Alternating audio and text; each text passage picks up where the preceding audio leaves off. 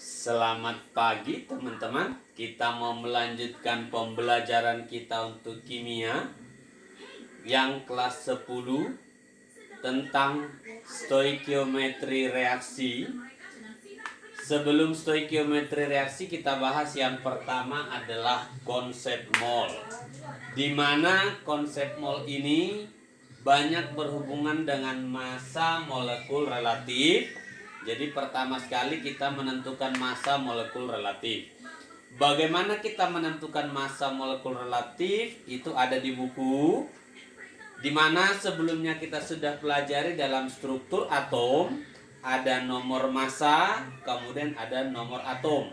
Yang disebut dengan massa molekul relatif itu adalah nomor massa.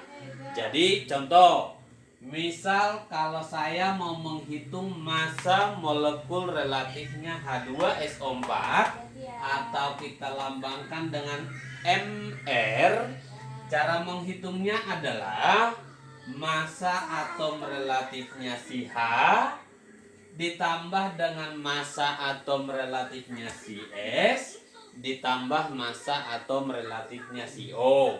Dari mana kita mendapatkannya? Nah, kita lihat dari buku di dalam tabel periodik unsur. Tapi sebelumnya perhatikan, pada senyawa H2SO4 ada berapa jumlah atom H? Ada 2. Berarti massa atom relatif si H harus kita kali dengan 2. Lalu ada berapa jumlah atom S? Ada 1. Berarti massa atom relatif S kita kali dengan 1. Lalu O ada sebanyak 4. Maka massa atom relatif O kita kalikan dengan 4. Kalau kita perhatikan nanti massa atom relatifnya di dalam buku itu pakai koma. Kita bulatkan saja sesuai dengan aturan pembulatan. Contoh, si H 2 kali. Di dalam buku, di dalam tabel periodik unsur ditulis bahwa si H 1,008. Kita bulatkan saja menjadi 1. Ditambah massa atom relatifnya si S di dalam buku 32,066, kita bulatkan saja menjadi 32.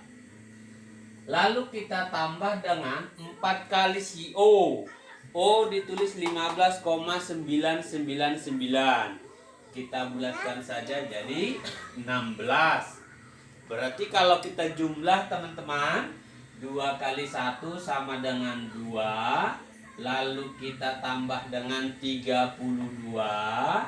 Lalu kita tambah dengan 4 dikali 16 sama dengan 64. Maka massa molekul relatif si H2SO4 kita jumlahkan 2 dengan 32 dengan 64, maka semuanya adalah 98. Kira-kira bagaimana, paham nggak dengan menentukan massa atom relatif? Nanti ada pertanyaan, apakah harus kita hafal nomor massa setiap atom?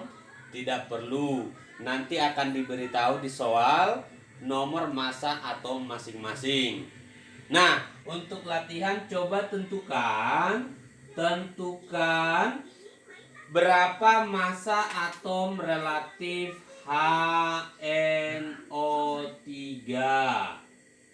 Tentukan berapa massa atom relatifnya C6H12O6.